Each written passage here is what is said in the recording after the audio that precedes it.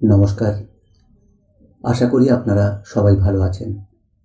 সবাইকে অনেক অনেক আন্তরিক ভালোবাসা জানিয়ে শুরু করছি আজকের গল্প, তারাদাস বন্দ্যোপাধ্যায়ের লেখা সেই অনবদ্য উপন্যাস কাজল। গল্প পাঠের আগে একটু জানিয়ে রাখি, পথের পাঁচালীর দ্বিতীয় পর্ব অপরাজিত আর তৃতীয় পর্ব এই কাজল। গল্প পাঠে আপনাদের সঙ্গে আমি আছি পবিত্র। তো চলুন শোনা যাক আজকের গল্প কাজল। শীত শেষ হইয়া বসন্তের বাতাস বহিতে শুরু করিয়াছে। পুরাতন পাতা ঝরিয়া গিয়া গাছে গাছে নতুন কচি পাতার সমারোহ। এই দিনগুলাতে কাজলের বেশিক্ষণ বাড়িতে মন বসে না, বিশেষত বৈকালের দিকে। সূর্য বাঁশ বনের মাথা ছাড়াইয়া একটু নামিলেই রোদটা কেমন রাঙা আর আরামদায়ক হইয়া আসে। রানু পিসিদের গাইটা অলস মধ্যাহ্নে জঙ্গলে ঘুরিয়া ঘুরিয়া ঘাস লতা খায়। কাজল উত্তরের জানালায় বসিয়া লক্ষ্য করে। কিছুক্ষণ পরে তাহার আর মন টেকে না, বাহিরে যাইবার জন্য ছটফট করিতে থাকে। বন্য লতা পাতার যে বিশেষ ঘ্রাণটা বাতাসে বহিয়া আসে, সেটাই যেন তাহাকে আরো চঞ্চল করিয়া তোলে। গন্ধটার সহিত এই বাহিরে যাইবার ইচ্ছার যে কি সম্পর্ক, তাহা সে বুঝিতে পারে না। কেমন যেন রহস্যময় ভাব মনে আসে। সন্তর্পণে দরজার খিল খুলিতে গেলে অসাবধানে আওয়াজ হয়, আর রানু পিসি আসিয়া বলে, ছেলের বুঝি আবার বেরুনো হচ্ছে? হ্যাঁ, কে? কাজল একটু অপ্রতিভ হয় বটে, কিন্তু ভয় পায় না। খিলটা হাতে ধরিয়াই দুষ্টামির হাসি হাসিতে থাকে।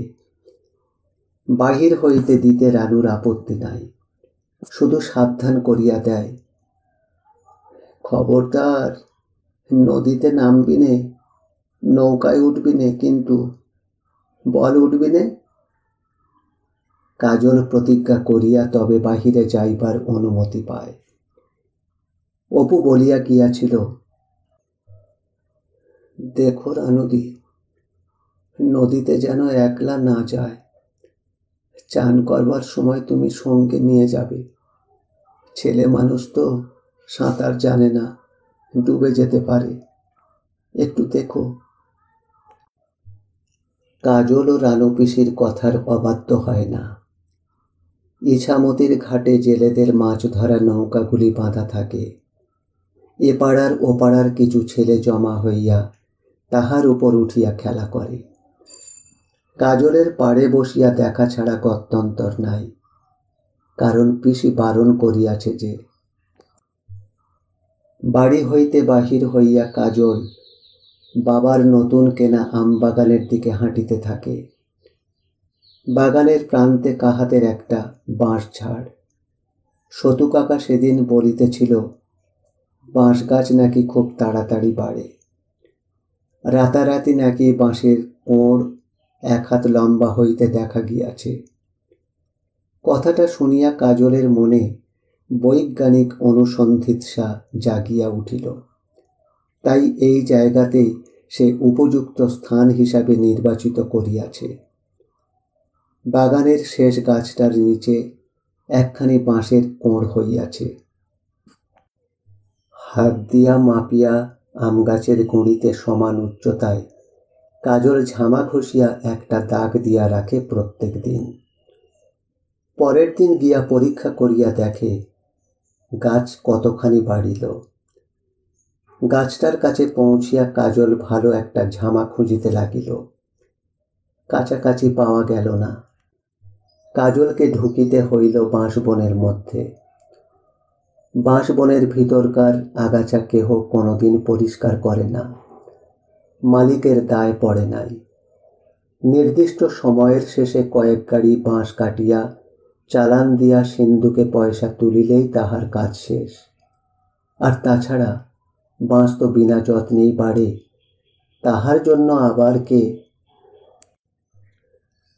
কাজল একবার থামিতেই পায়ের নিচের শুকনো বাঁশপাতার মচমচ শব্দও থামিয়া যায়। সঙ্গে সঙ্গে কোথাও লুকানো পাখিটার কোপ কোপ ডাক স্পষ্ট হইয়া ওঠে। বাঁশপাতা হইতে কেমন একটা গন্ধ ওঠে। কাজলের মন কেমন করা ভাবটা বাড়িয়া যায়। উপরে নিচে কোনো দিকেই পাখিটাকে দেখা যায় না। রানু পিসি ডাকটা চিনাইয়া দিয়া বলিয়াছিল, ওটা কুবো পাখি। কাজলের হাসি পাইয়াছিল নামটা শুনিয়া। কেমন নাম দেখো, বলে কিনা কুবো পাখি। খোকার মধুঝরা হাসি দেখিয়া রানীর কি একটা পুরানো কথা মনে পড়ে। এক পলকের জন্য সে অন্যমনস্ক হইয়া যায়। পর মুহূর্তে হাসিয়া বলে, পাগল একটা, এত হাসবার হলো কি নাম শুনে? কাজলের একবার মনে হয় ডাকটা বাঁ দিকের ঝোপ হইতে আসিতেছে। সেই দিকেই বনটা বেশি ঘন। কিছুদিন আগে এই জঙ্গল হইতে কি একটা জন্তু শিকার করিয়া লইয়া গিয়াছে। কাজেই একেবারেই যে গা ছমছম করে না এমন নহে, কিন্তু পাখিটাকে দেখিবার কৌতূহল কমে না। রানু পিসি বলিয়া দিয়াছে, লাল লাল চোখ, তাই সে দেখিবে কেমন লাল চোখ। কিন্তু বিশেষ সুবিধা করা যায় না। কিছুটা বাঁ দিকে হাঁটিলে মনে হয় ডান দিক হইতে আওয়াজ আসিতেছে, আবার ডান দিকে একটু অগ্রসর হইলেই আওয়াজটা পিছনে ঘুরিয়া যায়। আবার খানিকক্ষণ এদিক ওদিক ঘুরিয়া পরে কাজল হাল ছাড়িয়া দেয়। ভারী তো পাখি, পরে দেখা যাইবে। আরও একটু সন্ধান করিলে কি দেখা যাইত না? নিশ্চয় হইত। নেহাত কাজ আছে বলিয়া তাহাকে অন্যত্র যাইতে হইতেছে। সন্ধ্যায় সতুকাকার দুই একজন বন্ধু বান্ধব এ পাড়া ও পাড়া হইতে আসিয়া জোটে। মোটা কালো মতো একজন লোক, গলায় কণ্ঠি, ঠুকিয়া ঠুকিয়া খোলটাকে ঠিক সুর বাঁধে। পরে সবাই মিলিয়া কীর্তন শুরু করে। একদিন কাজলের খুব মজা লাগিয়াছিল। গানের মাঝামাঝি যেখানে কোথা যাও প্রভু নগর ছাড়িয়া পথটা আছে, ঠিক সেইখানে সবাই এমন হাঁ করিয়া দীর্ঘ টান দিয়াছিল যে কাজল হাসি চাপিতে পারে নাই। এতগুলি বয়স্ক মানুষকে এক সারিতে হাঁ করিয়া বসিয়া থাকিতে দেখিলে কাহার না হাসি পায়। কীর্তন তাহার খুব ভালো লাগে নাই। গানের যে স্থানটিতে তাহার আমোদ হয় সেই স্থানটিতেই উহারা পরস্পরের গলা জড়াইয়া ধরিয়া অশ্রু বিসর্জন করিতে থাকে। ব্যাপার দেখিয়া প্রথম দিন সে অবাক হইয়া গিয়াছিল। রানী তাহাকে খাওয়াইয়া বিছানায় শোয়াইয়া আসিবার পরেও এক একদিন অনেক রাত্রি পর্যন্ত গান হয়। শুনিতে শুনিতে সে ঘুমাইয়া পড়ে।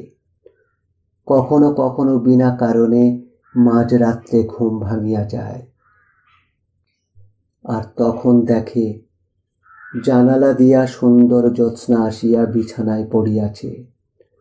বাহিরের আতা গাছটা, ভূত বোম্বাই আম গাছটা, উঠানটা অপূর্ব জ্যোৎস্নায় ভাসিয়া যাইতেছে। ঘুম ঘুম চোখে সেই দিকে তাকাইয়া থাকিলে বেশ লাগে। মনে হয় কেহ যেন ওই জঙ্গল হইতে উঠানের জ্যোৎস্নায় আসিয়া দাঁড়াইবে। তাহার গায়ে রূপকথার দেশের পরিচ্ছদ, মৃদু চন্দ্রালোকে সে একবার কাজলের দিকে তাকাইয়া হাসিবে।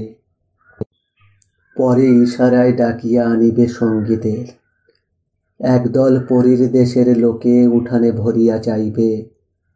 তাহাদের ভাষা বোঝা যায় না, কিন্তু তাহা সঙ্গীতময়।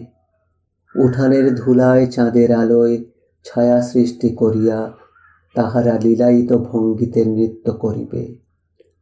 মাঝে মাঝে কাজল নিজে অবাক হইয়া যায় তাহার চিন্তার গতি দেখিয়া।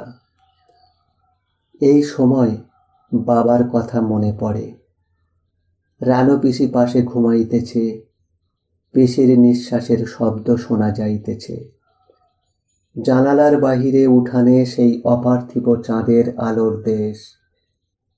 এ সময় বাবা থাকিলে বেশ হইত। মনের যে ভাবই হোক না কেন, বাবাকে বুঝাইয়া বলিবার দরকার পড়ে না। বাবা যেন কেমন নিজেই সব বুঝিয়া লয়। হয়তো বাবা বলিতে পারিত সে কেন এমন অদ্ভুত চিন্তা করে। শুধু এই সব কারণেই নহে, অন্য কারণও আছে। হ্যাঁ, সে লুকাইবে না। বাবাকে দেখিতে ইচ্ছা করে। বাবার জন্য তাহার মন কেমন করিতেছে। পরের দিন দুপুরে ললিতমোহন বাড়ুজ্যের ছেলে চনু আসিয়া তাহাকে এক্কা দোক্কা খেলিতে ডাকে। চড়কতলার মাঠে খেলা জমিয়া ওঠে। অবশ্য কাজল খেলায় খুব পটু নহে। তাহার তাকও প্রশংসার অযোগ্য। 3 নম্বর ঘর টিপ করিয়া ঘুঁটি ছুড়িলে সেটা 5 নম্বর ঘরে পড়িবেই। অবশ্য প্রত্যেকবারই কাজল এমন ভাব করিয়া থাকে যেন ওটা 5 নম্বর ঘরে ফেলিবার চেষ্টা করিতেছিল। খেলা সমাপ্ত হইলে সন্ধ্যার আবছা আঁধারে বাড়ি ফিরিবার সময় কাজল চনুকে প্রশ্নটা করিয়া ফেলে, তুই জানালার পাশে শুয়ে ঘুমোস? চনু বাক্যালাপের গতি কোন দিকে বুঝিতে না পারিয়া সংক্ষেপে বলে, রাত্রিরে জাগিস নে কখনো? চাঁদনি রাত্রিরে কত কিছু দেখিস, মানে ভাবিস কিছু? ভাববো আবার কি, দাদা গায়ে পা তুলে দেয় বলেই ঘুম ভাঙে। পাটা নামিয়ে দিয়েই আবার ঘুমিয়ে পড়ি। কেন রে, মনে কিছু হয় না? এই ধর কোনো অদ্ভুত দেশের কথা, কি গল্পে পড়া কোনো লোকের কথা? গল্প বলিতে চনু পড়িয়াছে কথামালার ব্যাঘ্র ও পালিত কুকুর। তাহা চাঁদনি রাত্রে স্বপ্ন দেখিবার জন্য খুব আদর্শ উপাদান নহে। সে ভাবে, কাজলটা কি পাগল নাকি? সন্ধেবেলা যত উদ্ভট কথা। না, চন্দ্রালোকিত রাত্রে অগ্রজের তাড়নায় জাগিয়া তাহার বিশেষ কিছু মনে হয় না। কাজলও যে বিশেষ কিছু দেখিতে পায় তাহা নহে, কিন্তু এক ফালি চাঁদের আলো, একটি পাতা খসিয়া পড়া হইতে সে অনেক কিছু কল্পনা করিয়া লইতে পারে। নিজের বৈশিষ্ট্য বুঝিবার বয়স তাহার হয় নাই, কিন্তু তবুও তাহার সঙ্গীদের সহিত একটা চিন্তাগত পার্থক্য সে অনুভব করিতে পারে। যেমন দুর্গা পিসির কথা। বাবা ও রানু পিসির কাছে গল্প শুনিয়া সে দুর্গার চেহারা ও স্বভাব কিছুটা কল্পনা করিয়া লইয়াছে। নির্জনে বসিয়া ভাবিতে চেষ্টা করিয়াছে। পিসি যেন সামনে দাঁড়াইয়া কথা বলিতেছে। এই একটা ফল কুড়াইয়া লইল কোনো গাছতলা হইতে, এই আধখানা ভাঙিয়া তাহাকে খাইতে দিল। অপুও রানী দুর্গার শৈশবের গল্প করিয়াছে। এখন থাকিলে পিসির যে বয়স হইত অনেক, তাহা কাজলের কখনো মনে হয় নাই। শুধু এইটুকু সে বোঝে, পিসি বাঁচিয়া থাকিলে তাহাকে খুব ভালোবাসিত। নিশ্চিন্দিপুরের সহিত কাজলের একটা নিবিড় সম্পর্ক গড়িয়া উঠিয়াছিল। অথচ কোথায় ছিল সে 1 বৎসর আগে? দাদামশাইয়ের ভয়ে জুজু হইয়া থাকিতে হইত। প্রকৃত ভালোবাসার স্বাদ সে দাদামশাইয়ের কাছ হইতে পায় নাই কখনো। তাড়নাই বেশি জুটিত। কেবল দিদিমার কথা মনে পড়ে। বাবা যে তাহাকে মামার বাড়ি হইতে নিজের বাড়িতে লইয়া আসিল, দিদিমা পাইল না তাহাকে দেখিতে। দিদিমাই যা একটু বাবার গল্প করিত, আর কাহারও জন্য মন খারাপ করে না তত। এখানে সে ভালোই আছে। বাবা নাই বটে, কিন্তু বাবা তো আসিবে। পিসি তাহাকে ভালোবাসে। সবার উপর তাহাকে আকর্ষণ করে গ্রামের একটা নীরব ভাষা। কেহ সঙ্গে থাকিলে অনেক সময় ভালো লাগে না। মাঝে মাঝে যখন সে নিজেদের পুরাতন ভিটায় যায়, অন্তত তখন তো নয়। সম্পত্তির সত্যবোধ তাহার মধ্যে এখনো জন্মে নাই, কিন্তু নিজের পিতৃপুরুষের ভিটায় বসিয়া চিন্তা করার মধ্যে যে একটা রোমাঞ্চকর অনুভূতি আছে, তাহা মনকে দোলা দেয়। দুপুরে গিয়া জঙ্গল ঠেলিয়া চুপি চুপি সে উঠানে বসিয়া থাকে। চুপি চুপি বসিবার বিশেষ কারণ আছে। এদিকে বিশেষ লোকজন আসে না, আসিবেই বা কি প্রয়োজনে? একমাত্র আকর্ষণ, সজিনা গাছটাও বুড়া হইয়া গিয়াছে, ভালো ফল তত হয় না। কাজেই সেজন্য সতর্ক হইবার প্রয়োজন নাই। আসলে এই জায়গায় উচ্ছলতা প্রকাশ করিতে ইচ্ছা করে না। অন্য জায়গা হইলে কাজল বটের ঝুড়ি ধরিয়া ঝুলিয়া এখানে ওখানে লাফাইয়া এক তাণ্ডব বাঁধাইয়া তুলিত। কিন্তু এ ভিটায় আসিলে বসিলে কে যেন তাহার ছোট্ট মনটাকে শান্তকর স্পর্শে স্নিগ্ধ করিয়া দেয়।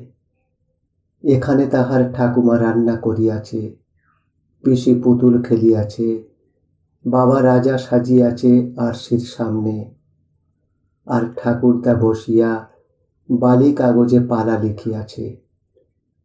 তাহাদের পুণ্য স্মৃতিমণ্ডিত স্থানে কি প্রগল্ভ হওয়া যায়? না, কেহ তাহাকে বলিয়া দেয় নাই। সে আপনি চুপ করিয়া হইয়া থাকে। দুপুর গড়াইয়া বিকাল হইয়া যায়, কেমন একটা অদ্ভুত ছায়া নামিয়া আসিতে থাকে।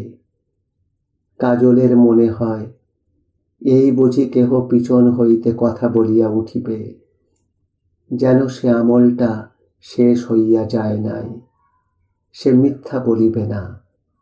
ভূত পেতনিতে তাহার একটু ভয় আছে, কিন্তু এই সময় যদি তাহার ঠাকুমা কি পিসি আসিয়া তাহার সহিত কথা বলে, তবে সে একটুও ভয় পাইবে না। সে তো তাহাদের একান্ত আপনার, কাহারও নাতি, কাহারও ভাইপো। কত আদর করিত সবাই বাঁচিয়া থাকিলে। একটু আগের রাঙা বাসন্তী রোদটার মতোই তাহারা কোথায় মিলাইয়া গিয়াছে। সন্ধ্যায় বাড়ি ফিরিবার সময় গাছের মাথায় সপ্তর্ষি মণ্ডল জল জল করিতে থাকে।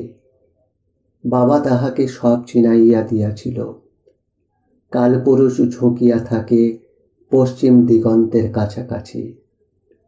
বাবা একবার বলিয়াছিল, কালপুরুষের ছোরাটা যে 3টি নক্ষত্র দিয়া তৈয়ারি, তাহার মধ্যে একটা দেখিতে নক্ষত্র বলিয়া মনে হইলেও আসলে নীহারিকা। সে একটা দূরবীন পাইলে দেখিবার চেষ্টা করিত।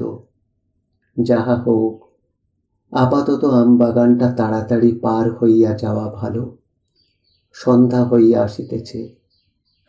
বাড়ি ঢুকিলে রানী বলে, হ্যাঁ রে খোকন, এতক্ষণ কোথায় ছিলি? হ্যাঁ, এই রাত বিরেতে কি বাইরে বেড়াতে আছে বাবা? কোথায় ছিলি? কাজল আরক্ত মুখে আমতা আমতা করিয়া বলে, এই একটু ওই পুরনো ভিটে। রানী আর প্রশ্ন করে না। তাহার হঠাৎ সমস্ত ব্যাপারটা কেমন সুন্দর লাগিতে থাকে। খোকন চিনিয়া লইয়াছে আপনার সঠিক স্থান। রক্তের ভিতরকার অমোঘ আকর্ষণ তাহাকে টানিয়া লইয়া গিয়াছে পবিত্র তীর্থে। ঐতিহ্যের ধারার গতি ধীর কিন্তু অনিবার্য। এ ভিটাকে ছাড়িয়া তাহারা কেহ কোথাও থাকিতে পারে নাই। অপু চলিয়া গিয়াছিল, কিন্তু সেও কি বেশি দিন পারিল দূরে থাকিতে? বংশের সন্তানের হাত ধরিয়া আবার তো সেই ফিরিয়া আসিতেই হইল। কি যেন টান রহিয়া যায়, তাহা রানী ব্যাখ্যা করিতে পারে না। হয়তো এতদিনে মণিকর্ণিকার ঘাট হইতে হরিহরের দেহাবশেষ বাতাসে ভাসিয়া অন্ধ সংস্কারে ফিরিয়া আসিয়াছে নিশ্চিন্দিপুরে। সর্বজয়ার অদৃশ্য উপস্থিতি হয়তো এখনো ভিটার অনুতে অনুতে। গোবৎস যেমন জন্মগ্রহণ করিয়াই ঠিক মাতৃস্তন্য খুঁজিয়া লয়, তাহাকে চিনাইয়া দিতে হয় না। আজ কাজলকেও তেমনি কোনো নির্দেশ দিতে হয় নাই। সমস্ত বিশ্ব জগৎটা একটা নিয়মের শৃঙ্খলে বাঁধা পড়িয়া গিয়াছে। কাহাকেও কিছু বলিতে হয় না, করাইয়া দিতে হয় না, সব ঠিক ঠিক চলে। মাস 2 পরের কথা। গরম বেশ পড়িয়াছে। আজ আহার করিতে একটু বেলা হইয়াছিল। রানী এখনো কাজলকে বাহির হইতে দেয় নাই। বিশ্রামের জন্য নিজের কাছে শোয়াইয়া রাখিয়াছে। কাজল এতক্ষণ কাত হইয়া শুইয়া পা 2টা পিসির গায়ে তুলিয়া দিয়া গল্প শুনিতেছিল। এখন রানীর হইয়াছে বিপদ। যতই গল্প চলুক, তাহার কাজল ঘুমায় নাই, তাহারও ঘুম হয় না। এমন সময় বাহির হইতে কে ডাকিল, শ্রীমান অমিতাভ রায়, চিঠি আছে, শ্রীমান অমিতাভের নামে। কাজল প্রথমটা বিশ্বাস করে নাই, নিশ্চয় ভুল শুনিয়াছে। তাহাকে আবার কে চিঠি লিখিবে? দৌড়াইয়া সে চিঠিটা আনিতে গেল। দেখিল বেশ মোটা কাগজে রঙিন খামের চিঠি। রানীও উঠিয়া আসিয়াছিল কাজলের পিছু পিছু। সে বলিল, খোল তো খোকন, কার চিঠি? রানীর বুক ঢিপ ঢিপ করিতেছিল। হয়তো তাহারই ঠিক। কতদিন আর ভুলিয়া থাকিতে পারে? কাজল খাম খুলিয়া চিঠিটা বাহির করিয়া প্রথমে যেন চোখে ধোঁয়া দেখিল। প্রথমটা কিছু বুঝিতে পারিল না। খুব চেনা, খুব পরিচিত হস্তাক্ষর। এ নিশ্চয়। পরক্ষণে রানীর হৃৎস্পন্দনকে দ্রুতায়িত করিয়া মুখ তুলিয়া সে বলিল, বাবা দিয়েছে পিসি, বাবার চিঠি। এই দেখো, বাবার হাতের লেখা। উত্তেজনায় সে হাঁপাইতেছিল। একটু পরেই রানী দেখিল সে আর কাজল দুজনেই অঝোর ধারে কাঁদিতেছে। অপু রানীকে লিখিয়াছে, ফিজি থেকে আফ্রিকায় এসেছি। কখনো কোথায় ঘুরছি কিছু ঠিক নেই। ফিজিতে একটা মিশনারি স্কুলে মাস্টারি করলাম কিছুদিন। অ্যাশবার্টন সাহেবই সব ঠিক করে দিয়েছিল। জীবনটাকে যেমন করে দেখতে চেয়েছিলাম ঠিক তেমনি করেই দেখছি রানুদি। কোথাও ধাক্কা খেলাম না। আশ্চর্য, একটা অসীমত্বের সন্ধান পেয়ে গেছি। মনে হয় যেন সময় অফুরন্ত, তা কোনোদিন ফুরিয়ে যাবে না। জীবনও তাই বাঁধনহারা, অসীম। মহাকাল এত বিশাল, তার আঁচলটুকুই এত বড় যে সেই বিশালতাকে অনুভব করা তো বহু দূরের কথা। ধারণাটাকে কল্পনায় আনতেই মানুষের যুগ যুগান্ত কেটে যাবে। এই জীবনকে, ত্রিকালকে বুকের পাঁজরে পাঁজরে, ব্যথায় বেদনায়, আনন্দে উল্লাসে, স্বপ্নে জাগরণে প্রতিক্ষণে অনুভব করছি। আমার আর ভয় কি রানুদি? এখন মনে হচ্ছে ভক্তি ভাবটা শুধু মেয়েদেরই একচেটে নয়। আমার মনেও একটা ভক্তির ভাব জেগে উঠেছে।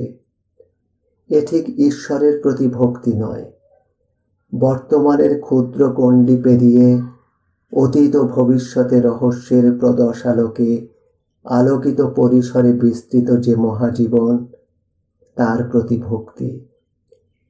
এ যেন কিছুটা নিজেরই প্রতি ভক্তি। নিজেকে, বিশেষ করে নিজের জীবনকে জানবার অদম্য স্পৃহায় ঘুরে বেড়াচ্ছি।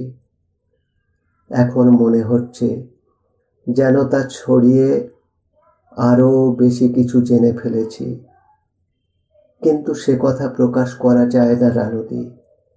সে বোধ ভাষায় অতীত, সে সকলের জানার জানা, এক অনির্বচনীয় পরম পাওয়া।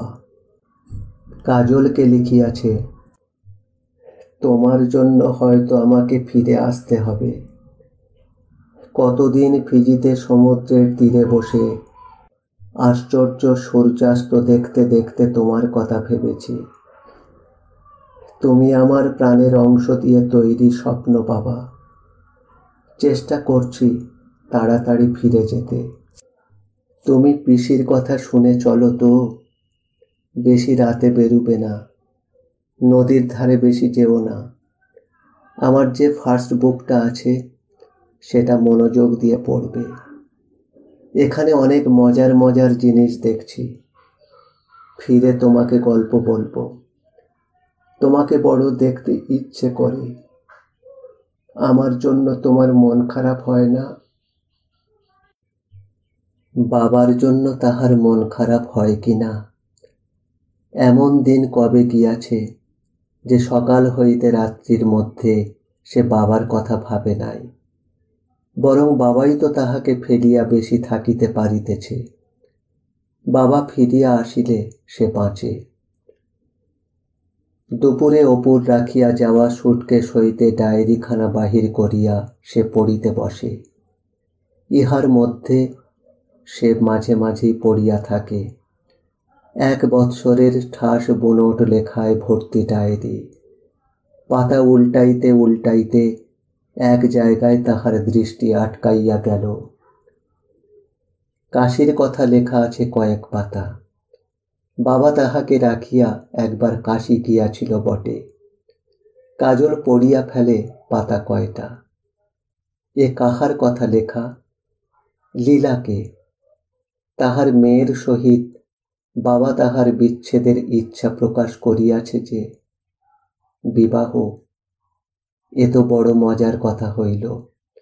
কলিকাতায় থাকিতে গলির ওপারে একটা বাড়িতে সে বিবাহের উৎসব দেখিয়াছিল। বর মোটর গাড়ি চড়িয়া মালা চন্দন পরিয়া আসে। পরে গাড়ি হইতে নামিলে একজন মেয়ে কুলোর ওপর কি সব সাজাইয়া তাহাকে বরণ করে এবং অন্যান্যরা জোরে হাত পাকা নাড়িয়া বাতাস করিয়া থাকে। ওপাড়ার চনুর দিদিরও তো বিবাহের কথা চলিতেছে। চনু বলিতেছিল, দিদি কালো বলিয়া নাকি পাত্রপক্ষ 1000 টাকা পণ চাহিয়াছে। বেশ মজা তো। বিবাহ করিলে সেও তাহা হইলে টাকা পাইবে। কিন্তু বাবা তো লিখিতেছে লীলার মেয়ে ফর্সা। এ কে? ফর্সা মেয়েকে বিবাহ করিলে টাকা দিবে তো? টাকা পাইলে সে সব টাকা বাবাকে দিবে। আচ্ছা, কত বৎসর বয়স হইলে বিবাহ হইয়া থাকে? 2য় অধ্যায়। সেদিন সকাল হইতে মেঘ করিয়াছিল, কিন্তু বৃষ্টি হয় নাই। সুন্দর একটা ছায়াঘন আমেজে গ্রামটা ঝিমাইতেছিল। পাখির ডাক কম শোনা যাইতেছিল। কেবল বহু উঁচুতে প্রায় মেঘের গায়ে গায়ে কয়েকটা চিল উড়িতেছিল। কাদের মিঙার ক্ষেতের পাশে কাজল একবার থামিল। কাদের তাহার শালার সহিত নিড়ান দিতেছে খেতে। কাজলকে দেখিয়া কাদেরের শালা বলিল, বাড়ি চলে যাও কর্তা বাবা, বৃষ্টি হতে পারে। কাদের আপত্তি করিয়া বলিল, পানি হবে না মোটে, দেখছো না চিল উঠছে উপরে। ডানায় পানি পালি নামিয়ে আসতো নিজ পানে। আবহাওয়া তত্ত্ব সম্বন্ধে তাহাদের আলাপ করিতে দিয়া কাজল মেঠো পথ ধরিয়া হাঁটিতে লাগিল। ওই পথটা গিয়াছে আষাঢ়ু, এই পথটা গড়িয়া গিয়াছে নদীর দিকে। একটা বড় গাছ রহিয়াছে দুইটা পথের সঙ্গমস্থলে। জায়গাটা কাজলের বড় ভালো লাগে। গ্রামের যাবতীয় লোক এই পথ দিয়া আষাঢ়ুর হাটে গিয়া থাকে। কত অচেনা লোক যায়। ভিনগা হইতে মালপত্র কাঁধে করিয়া আলের মাঠের পথ ধরিয়া এখানে আসে। এখান হইতে কাঁচা পথ ধরিয়া চলিয়া যায় হাটে। পণ্যাদি কাঁধে হাটমুখী জনস্রোত দেখিতে কাজলের বেশ লাগে। খানিকক্ষণ সেখানে বসিয়া কাজল একবার নদীর পথে কিছু দূর হাঁটিয়া আসিল। ফিরিয়া আসিতে আসিতে দেখিল একজন লোক আষাঢ়ুর পথ হইতে নামিয়া গ্রামের দিকে চলিয়া গেল। বুকটা তাহার একবার কেমন করিয়া উঠিল। দৌড়াইয়া আগাইয়া গেল সে। এইবার লোকটার পিছনে আসিয়া পড়িয়াছে। বহুদিনের অনভ্যাসের ফলে শব্দটা যেন জিভ দিয়া আর বাহির হইতেছে না। মাথার মধ্যে কেমন করিতেছে। পথের পাশে জঙ্গল হইতে বাতাস অজস্র বন্য পুষ্পের গন্ধ বহিয়া আনিতেছে। একটা ধাক্কা দিয়া কাজল শব্দটা বাহির করিল, বাবা। অপু যেন বিদ্যুৎ পৃষ্ঠের ন্যায় ফিরিয়া তাকাইল। এই ডাকটার জন্য সে ছুটিয়া আসিতেছে পৃথিবীর আর এক প্রান্ত হইতে। সমুদ্রের ফেনোচ্ছল উর্মিমালা, বিষুবমণ্ডলীর দেশের তারকা খচিত তমিশ্র রাত্রির আকর্ষণ। উষ্ণ বালুকায় শুইয়া উপরে নারিকেল পাতায় বাতাসের মর্মধ্বনি শুনিবার অদ্ভুত অনুভূতি সে সব ত্যাগ করিয়া আসিয়াছে। এই ডাকটা শুনিবার লোভেই তো সে থাকিতে পারে নাই। অপুর হাত হইতে ব্যাগ আর বাক্স পড়িয়া গেল ধুলায়। পথের মধ্যে হাঁটু গাড়িয়া বসিয়া সে দুই হাত সামনে বাড়াইয়া দিয়া চোখ বুজিল। পরক্ষণেই কাজল অপুর বাহু বন্ধনে ঝাঁপাইয়া পড়িল। চিলগুলি ঘুরিয়া ফিরিয়া নামিয়া আসিতেছিল নিচে। এইবার বৃষ্টি নামিবে। সন্ধ্যায় রানীর রান্নাঘরের দরজায় পিঁড়ি পাতিয়া বসিয়া অপু গল্প করিতেছিল। জানো রানুদি, আর থাকতে পারলাম না। সে কি টান, তা যদি একবার বুঝতে। যা দেখি, যা করি, সবই যেন কেমন ফাঁকা ফাঁকা আর অর্থহীন লাগে। সেই বাড়িতে এনে তবে ছাড়ল। রানী হাসিয়া বলিল, আর আমরা বুঝি কেউ নই? কে বলেছে রানুদি, কে বলেছে? তোমরা সবাই মিলে আমার জীবন সার্থক করে তুলেছ। আজ কোথায় যেত বলো তো কাজল, তুমি না থাকলে? তোমার দান কি ভোলবার? মায়ের স্নেহ দিয়ে আমাদের দুজনকেই ঘিরে রেখেছ তুমি। রানীর গলার কাছে হঠাৎ একটা কি কুণ্ডলি পাকাইয়া ওঠে। এত সুখের দিনও ভগবান তাহার কপালে লিখিয়াছিলেন। পরে সামলাইয়া বলে, এই নে, এই পরোটা দুটো আগে খা, তারপর গরম গরম ভেজে দিচ্ছি, নে ধর। রাত্রে ছেলেকে লইয়া অপু শোয়।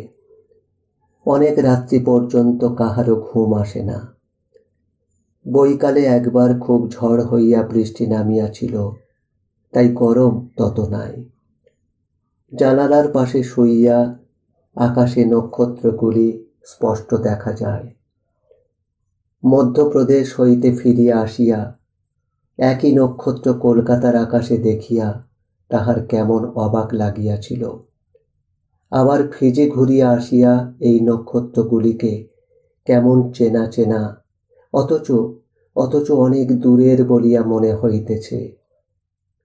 বিদেশে ইহারাই ছিল তাহার সঙ্গী, এই নক্ষত্র, এই মুক্ত উদার আকাশ, প্রান্তরের বুকের উপর দিয়া বহিয়া যাওয়া ভবঘুরে বাতাস।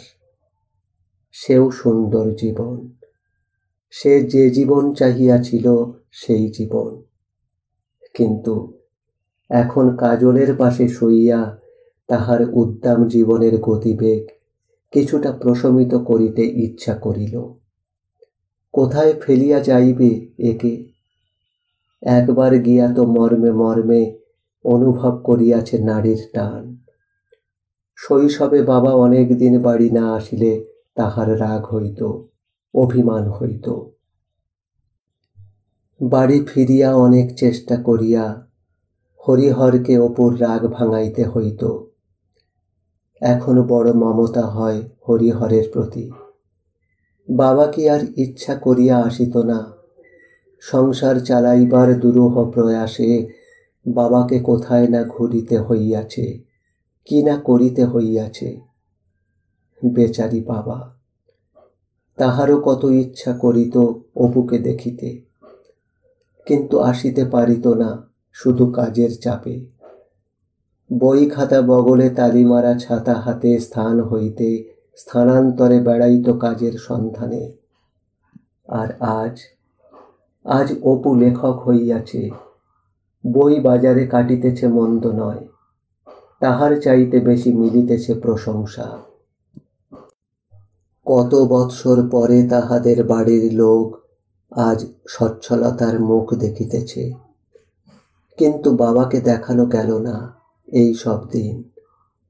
বাবা বাঁচিয়া থাকিলে বৃদ্ধ হইয়া যাইত, তাহাকে অপু শিশুর মতো পরিচর্যা করিত। থাক, কাজলের মধ্য দিয়া সে তাহার শৈশবে হারাইয়া যাওয়া পিতাকে খুঁজিয়া পাইয়াছে। তাহাকে মনের মতো করিয়া মানুষ করিতে হইবে, ঠিক যেমন করিয়া সে চায় তেমনি করিয়া। ভাবিয়াছিল গ্রামে না রাখিয়া কাজলের প্রতি সে অন্যায় করিতেছে। গ্রামে হয়তো কাজলের শিশুমন পূর্ণভাবে বিকশিত হইয়া উঠিবার সুযোগ পাইবে, তাই ছেলেকে কলিকাতার অসুন্দর পরিবেশ হইতে আনিয়া একেবারে প্রকৃতির মধ্যে ছাড়িয়া দিয়াছিল।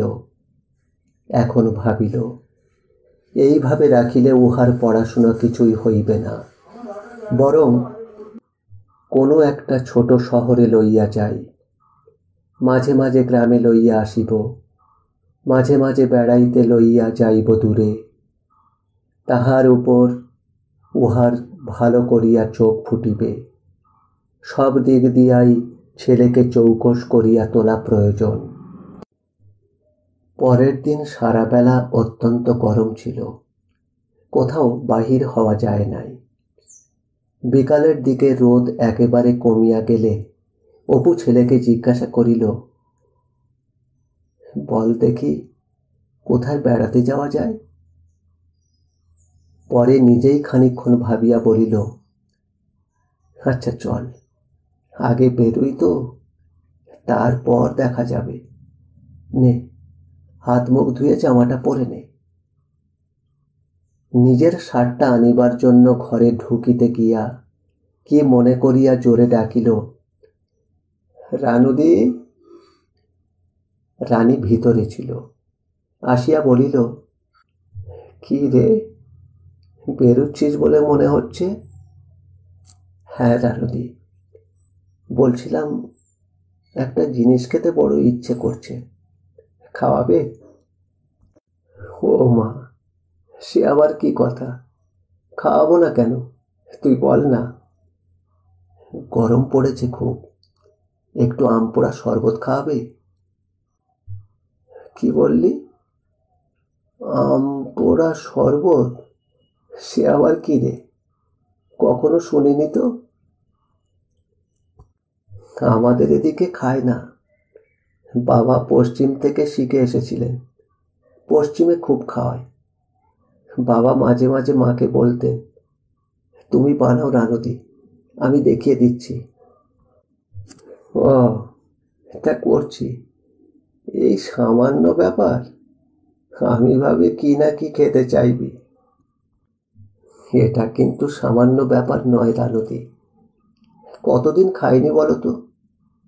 ছোটবেলায় মাঝে মাঝে মা করে দিতেন, আর আমাদের অবস্থা কি ছিল সে তো তুমি জানোই। নিজেদের বাগান ছিল না, ঘরে সবসময় চিনিও থাকতো না।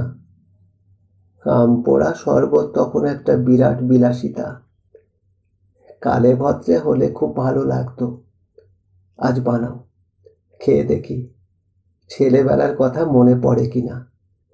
আর খোকাকে একটু দিও, কাঁচা আম আছে তো।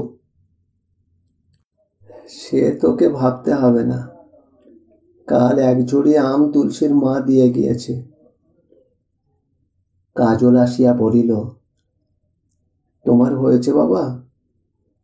আমার এই বোতামটা লাগিয়ে দাও না, আমি পারছি না। অপু হাসিতে হাসিতে বলিল, কাণ্ড দেখেছো রানুদি? এই দেখো দেখো, উল্টো ঘরে বোতাম লাগিয়ে বসে আছে। হ্যাঁ রে, তোর বুদ্ধি শুদ্ধি কবে হবে? হ্যাঁ। একটু পরে বারান্দায় বসিয়া শরবতে প্রথম চুমুক দেওয়ার সঙ্গে সঙ্গেই অপুর ছেলেবেলাটা ফিরিয়া আসিল। চোখ বুজিয়া আম পোড়ার সোঁদা গন্ধ উপভোগ করিতেছিল। এই গন্ধটা কেমন পুরাতন দিনগুলিকে মনে পড়াইয়া দেয়। সেই দাওয়ায় চাটাই পাতিয়া বসিয়া তালের বড়া খাওয়া, সেই মাটির দোয়াত হাতে প্রসন্ন গুরু মশায়ের কাছে পড়িতে যাওয়া, কত কথা মনে পড়ে। রাত্রে প্রদীপের আলোতে বসিয়া পড়িতে পড়িতে কানে আসিত মায়ের খুন্তি নাড়িবার শব্দ। বিদেশ হইতে বাবা আসিলে অপুর অত্যন্ত আনন্দ হইত। রাত্রে বিছানায় শুইয়া অনেক রাত্রি পর্যন্ত বারান্দায় বসিয়া বাবা গান করিতেছে। আর একজনের কথা মনে পড়ে। বাংলাদেশ হইতে বহু দূরে তারকা খচিত আকাশের নিচে সমুদ্র বেলায় শুইয়া থাকিতে থাকিতে হঠাৎ এক সময় তাহার তন্দ্রার ঘরে মনে হইয়াছে সে আসিয়া দাঁড়াইয়াছে। সে বদলায় নাই, বয়স বাড়ে নাই, তাহার চোখের দৃষ্টির পরিবর্তন হয় নাই, তাহার আঁচলে বাঁধা নাটা ফলগুলির সংখ্যা একটিও কমে নাই। সে অপুর সামনে দাঁড়াইয়া হাসিতেছে। তন্দ্রা ছুটিয়া গেলে অপু অবাক হইয়া আকাশের দিকে চাহিয়া থাকিত। সমস্ত দুঃখের দিনে উদার আকাশ তাহাকে শান্ত করিয়াছে। সে দেখিত বাংলার আকাশের সহিত বিদেশের আকাশের কোনো প্রভেদ নাই। আরও দেখিত তাহার দিদির দৃষ্টির যেন ক্রমশ আনিহারিকা সৌর চরাচরে ব্যাপ্ত হইয়া পড়িতেছে। এইমাত্র এইখানে ছিল, তাহার ঘুম ভাঙিতে দেখিয়া দূরে সরিয়া গিয়াছে। বেড়াতে যাবে না বাবা? ছেলেকে কাছে টানিয়া লইয়া অপু বলিল, চলো বাবা যাই। পথে বাহির হইয়া বলিল, আমরা যদি এখান থেকে চলে গিয়ে অন্য জায়গায় থাকি তবে তোর মন খারাপ হবে না রে? কাজল প্রথমে অবাক হইয়া গেল। চলিয়া যাইবার কথা উঠিতেছে কেন? অবশ্য বাবা যেখানে আছে এমন জায়গা থাকিতে তাহার খারাপ লাগিবে না, কিন্তু পিসিকে ছাড়িয়া থাকা বড় কষ্টের। তাই সে বলিল, কোথায় যাব বাবা? কোথায় যাওয়া হইবে তাহা অপুও কিছু ভাবে নাই। গ্রাম ছাড়িয়া বেশি দূর যাওয়া হইবে না, আবার কলিকাতাও কাছে হইবে, এমন স্থানের সন্ধান সে মনে মনে করিতেছিল। ছেলের প্রশ্নের জবাবে সংক্ষেপে বলিল, আমিও তাই ভাবছি রে। গ্রাম ছাড়িয়া বেশি দূর যাওয়া ঘটিবে না, সে যাইতে পারিবে না। বারবার তাহাকে ভিক্ষুকের মতো ফিরিয়া আসিতে হইয়াছে নিশ্চিন্দিপুরে। এ গ্রামের প্রকৃতি তাহার কাছে জীবন ধারণের জন্য বাতাসের মতো প্রয়োজনীয়। তবুও ছেলের কল্যাণের জন্য তাহাকে বাইরে যাইতে হইবে। ভালো স্কুলে না পড়িলে কাজলের চোখ ফুটিবে না। দেওয়ানপুর স্কুলের মিস্টার দত্তর কাছে সে নিজে ঋণী। বৃহত্তর জীবনে প্রবেশের মুখে তিনি তাহাকে প্রস্তুত করিয়া দিয়াছিলেন। কাজলকে সে নিজে তৈয়ারি করিয়া দিবে। নদীর ধারে যাইবার পথে আধা বয়সী স্থূলবপু এক ভদ্রলোক ডাকিয়া নমস্কার করিলেন। বলিলেন, আপনি তো অপূর্ব বাবু না? আগে হ্যাঁ, কিন্তু আপনাকে তো আগে এ গ্রামে দেখিনি বলেই বোধ হচ্ছে। নতুন এসেছেন বুঝি? নতুনই বটে, তাও ধরুন গিয়ে খুব নতুন আর কি। এই বছর কয়েক তো হয়ে গেল। আমার নাম রাধারমন চাটুর্যে। বরাবরের নিবাস ঝাপড়দহ কাছে গ্রামে। তা সে মশাই, এমন ম্যালেরিয়া আর কি বলবো। দেখ দেখ করে একেবারে গ্রাম উজাড়। ও হ্যাঁ, তারপর আর সে গ্রামে ভরসা করে বাস করা, বুঝলেন না? তাও গিন্নি বলেছিলেন, তা যেখানে যাচ্ছ সেখানে কি আর জর্জারি নেই? বুঝলেন না? কথাটা অবশ্য মন্দ বলেনি, কি বলেন? আগে হ্যাঁ, ঠিক কথাই উনি বলেছিলেন। তা মশাই, শুনলাম আপনি নাকি অনেক দেশ বিদেশ ঘুরেছেন। একদিন গল্প শুনতে যাব, সেই জন্যেই মশাইয়ের সঙ্গে আলাপ করা। দেশ বিদেশ আর কি, সে এমন কিছু নয়, তবে যাবেন নিশ্চয়ই, তার জন্য আর বলার কি আছে। এই শুরু হইল। রাধারমন তো আসিলই, সঙ্গে সঙ্গে গ্রাম হইতে অন্যান্যরাও একে দুয়ে আসিয়া হাজির হইল। ঘরে প্রায়ই নতুন মুখ দেখা যাইতেছে, অনেকেই যাচিয়া আলাপ করিতেছে। অপু যেখানে গিয়াছিল তাহার ভৌগোলিক অবস্থান সম্বন্ধে জ্ঞান সকলেরই প্রায় এক প্রকার। সবাই জানিতে চায় দেশটা কেমন। পৌঁছাইলেই ধরিয়া তাহারা ম্লেচ্ছ করিয়া দেয় শোনা গিয়াছে। এ কথা কতদূর সত্য? একদিন সন্ধ্যাবেলা একজন প্রতিবেশী আসিয়া হাজির হইল। সে কাহার কাছে শুনিয়াছে বিলাতে অমাবস্যার রাত্রে রামধনু দেখা যায়। অপু সদ্য বিদেশ হইতে আসিয়াছে, অতএব সত্য মিথ্যা যাচাই করিবার জন্য সে ছাড়া উপযুক্ততর লোক আর কই। অপু শুনিয়া হাসিয়া বলে, বিলেত যাকে বলে ঠিক সেখানে তো আমি যাইনি। আর তাছাড়া রাত্রিরে রামধনু কি করে দেখা সম্ভব? রামধনু তৈরি হয় কিভাবে? জলকণার উপর আলো। 1 ঘন্টা সময় লাগিল। অনেক পরিশ্রম করিয়া বৈজ্ঞানিক বক্তৃতা দেওয়ার পর শ্রোতার মাথা নাড়ার ভাব দেখিয়া গত 1 ঘন্টার পরিশ্রমের সার্থকতা সম্বন্ধে অপুর কেমন একটা সন্দেহ জন্মিল। বুঝুক আর নাই বুঝুক, লোকটা ইহার মিনিট 2 পরে বিদায় লইল। গ্রাম হইতে বিদায় লইতে হইবে বলিয়া অপু ছেলেকে লইয়া 2 বেলা পথে পথে বেড়ায়। রাস্তায় লোক তাহার সহিত আলাপ করিয়া তাহার আশ্চর্য ভ্রমণ বৃত্তান্ত শুনিতে চায়। অপু কাহাকেও নিরাশ করে না।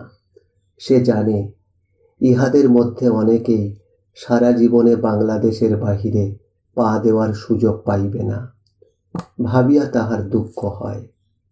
এই সহজ মমত্ব বোধের ফলে সে কয়েক শতবার কথিত গল্প পুনরায় হাসি মুখে করিতে থাকে। অপু বলি বলি করিয়াও কথাটা রানীকে বলিতে পারিতেছিল না। চলিয়া যাইবার কথা শুনিলে রানী যে আদৌ সুখী হইবে না, ইহা অপুর জানা ছিল বলিয়াই কথাটা সে সাহস করিয়া রানীর নিকট তুলিতে পারিতেছিল না। যাইবার সময় আচমকা না বলিয়া এখন হইতে আভাস দিয়া রাখা ভালো। অথচ সাহসের অভাব। 2-4 দিন বলি বলি করিয়া অপু রান্নাঘরের সামনে ঘোরাফেরা করিল। তারপর এক সময় দুর্গা নাম করিয়া কথাটা পাড়িয়া ফেলিল। বলছিলাম রানুদি, একটা কথা ছিল। রানী তখন তোরঙ্গ গুছাইতেছিল। অপুর গলার স্বরে এবং মুখের ভাবে বিস্মিত হইয়া তাকাইল। কি কথা রে?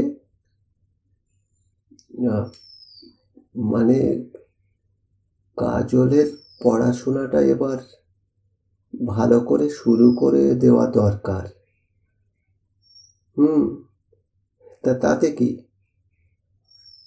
না, বলছিলাম কি, ওকে এখন থেকে একটু মানে ভালো স্কুলে তো পড়াতে হবে। তাই রানুদি, ভাবছি কিছুদিনের জন্য শহর এলাকায় বাসা ভাড়া করে থাকবো। আগামী সপ্তাহে হয়তো রওনা দিতে হবে। বুঝতেই পারছো, ছেলেটার পড়াশুনো হওয়া তো দরকার। রানী কোনো কথা বলিল না। তোরঙ্গের ডালা খোলাই রাখিয়া বিছানায় আসিয়া বসিল। মুখটা খোলা জানালার দিকে রহিল। তাহার অত্যন্ত শান্ত ভঙ্গি দেখিয়া মনে হইতে পারিত অপুর কথা তাহার কানে যায় নাই। সে অন্যমনস্কভাবে বাহিরের কাঁঠাল গাছটা দেখিতেছে মাত্র। অপু জিজ্ঞাসা করিল, রাগ করলে রানুদি? অপু ভাবিয়াছিল রানুদি কাঁদিয়া ভাসাইয়া দিবে। রানী মুখ ফিরাইলে দেখিল তাহার চোখে জল নাই। হাত দিয়া বিছানার চাদরটা মসৃণ করিতে করিতে রানী বলিল, না রে, রাগ করিনি। রাগ করব কেন? তুই কি পাগল হলে অপু? এতে তো কাজলেরই ভালো হবে রে। ওর লেখাপড়া কি কিছু হবে এখানে থাকলে? একটু থামিয়া বলিল, আর তাছাড়া পরের জিনিস আর কতদিন নিজের কাছে রাখবো বল? মায়া পড়ে গেলে ছাড়তে যে বড় কষ্ট হবে। তার চাইতে তুই এখনই নিয়ে যা। এত সহজে ব্যাপারটা মিটিয়া যাইবে অপু আশা করে নাই। যাই হোক, রানুদি যে চলিয়া যাওয়ার প্রয়োজনীয়তা বুঝিতে পারিয়াছে, তাহাই যথেষ্ট। অপু বলিল, তুমি ভেবো না রানুদি, মাঝে মাঝে এখানে নিয়ে আসবো। প্রত্যেক ছুটিতে আসবো। আমরাই বা কে আছে বলো তুমি ছাড়া? বরং তখন তুমি বিরক্ত হয়ে উঠবে, দেখো। একটু পরেই হাত পাকা চাহিবার জন্য ঘরে ঢুকিতে গিয়া অপু চৌকাঠেই দাঁড়াইয়া গেল। দেখিল বিছানার উপর উপর হইয়া রানী ফুলিয়া ফুলিয়া কাঁদিতেছে। অনেক ভাবিয়া অপু মালতীনগরে যাওয়া স্থির করিয়াছিল। মালতীনগর জায়গাটা এখনো পুরা শহর হইয়া উঠিতে পারে নাই। তবে শহরের সুবিধা মোটামুটি প্রায় সমস্ত পাওয়া যায়। অনেক বাড়িঘর, মানুষজন ও হাটবাজারের মধ্যে গ্রাম হইতে শহরের স্পর্শই বেশি। নিশ্চিন্তেপুর হইতে অবশ্য খুব কাছে হইলেও না, কিন্তু কি আর করা যায়? সব সুবিধা দেখিতে গেলে তো চলে না। কিছুদিন আগে অপু মালতীনগর স্কুলে গিয়া হেডমাস্টার মহাশয়ের সঙ্গে কথা বলিয়া আসিয়াছিল। সেখানকার ব্যবস্থা তাহার পছন্দ হইয়াছে। ভর্তি করাইবার যাবতীয় ব্যবস্থা করিয়া ফিরিতে ফিরিতে হঠাৎ একটা কথা ভাবিয়া তাহার খুব অবাক লাগিল। সে আজ ছেলেকে ভর্তি করাইবার জন্য ঘুরিতেছে, ছেলের ভবিষ্যতের কথা ভাবিতেছে। আশ্চর্য, এই কিছুদিন আগে তাহার কথাই তাহার বাবা মা চিন্তা করিয়াছে। সত্য, সে অনেক বড় হইয়া গিয়াছে, অথচ সন্তানের পিতার যতটা গম্ভীর ও রাশবাদী হওয়া উচিত তাহা সে বিস্তর চেষ্টা করিয়াও হইতে পারিতেছে না। রাশভারী মুখ করিবার চেষ্টা করিল, কিন্তু হইল না। খানিক পরে নিজেরই হাসি পাইল। আসলে সে বৃদ্ধ হয় নাই, তাহার পক্ষে বৃদ্ধ হওয়া সম্ভব নহে। বিদায় লইবার পালা বেশ কয়েকদিন ধরিয়া চলিল। রানী ভালো মন্দ রান্না করিতে লাগিল। পাড়ার মানুষ এবং গল্প পিপাসুরা দল বাঁধিয়া আসিয়া বিদায় লইয়া গেল। করার রহিল, অপুকে প্রায়ই আসিতে হইবে। কাজল সকাল বিকাল একবার করিয়া বন্ধুদের নিকট হইতে বিদায় লইতে লাগিল। সময়কে যাইতে দিব না বলিলে সময় অধিকতর তাড়াতাড়ি চলিয়া যায়। ক্রমশ যাইবার দিন আসিয়া গেল। অপু মালতীনগরে একখানি বাসা ভাড়া করিয়াছে। সামান্য কিছু প্রয়োজনীয় আসবাব কিনিয়া সেখানে রাখা আছে। একসঙ্গে সমস্ত কেনা গেল না। দৈনন্দিন কাজে প্রয়োজন দেখা দিলে ক্রমশ কেনা হইবে। বহুকাল বাদে অপু সংসার পাতিতেছে একা। কি কি জিনিস লাগিবে তাহা রানীর সহিত পরামর্শ করিয়া কেনা হইয়াছে। অপুর একার উপর ভার থাকিলে হয়তো নতুন বাড়ি গিয়া প্রথম দিন উপবাস করিতে হইত। যাইবার গোলমাল, বাক্স গোছানো, নানাবিধ উপদেশ এবং উত্তেজনায় কাজল কিছুটা দিশেহারা হইয়া পড়িয়াছিল। নতুবা রওনা হইবার সময় সে নিশ্চয়ই একবার কাঁদিয়া ফেলিত। পরে তাহার মনে হইয়াছিল, পিসি অত কাঁদলে আর আমি দিব্যি চলে এলাম, পিসি হয়তো ভাবলে ছেড়ে আসতে আমার মন খারাপ হয়নি। মন খারাপ তাহার অবশ্যই হইয়াছে, কিন্তু সেই গোলমালে তাহার কান্না আসে নাই। অপুর মনটা কেমন ঝিমাইয়া পড়িয়াছিল। রানীর কাছে কাজলকে রাখিয়া তাহার যে সহজ নিশ্চিন্ততা ছিল তাহা সে ফিরিয়া পাইতেছিল না। অনেক প্রতিজ্ঞা, অনেক পত্র লিখিবার প্রতিশ্রুতি, অনেক চোখের জলের মধ্য দিয়া তাহারা মাঝের পাড়া স্টেশনে পৌঁছিয়া গেল। ট্রেনে উঠিয়া কাজল বলিল, একটা কথা বলবো বাবা। কি রে? আমরা মালতীনগরে যাচ্ছি না? হ্যাঁ বাবা। সেখানে থাকতে কেমন লাগবে বাবা? কঠিন প্রশ্ন। অপু জানালা দিয়া বাহিরে তাকাইয়া রৌদ্রদগ্ধ প্রান্তর দেখিতে দেখিতে উত্তর খুঁজিতে লাগিল। আজ তাহলে এই পর্যন্ত। আবার পরবর্তী অংশ শুনতে হলে এখনই সাবস্ক্রাইব করে রাখুন। আর গল্প পাঠ কেমন লাগলো অবশ্যই মতামত জানান। ভালো থাকবেন, সবাইকে ভালো রাখবেন। আবার দেখা হবে আগামী অডিওতে। নমস্কার।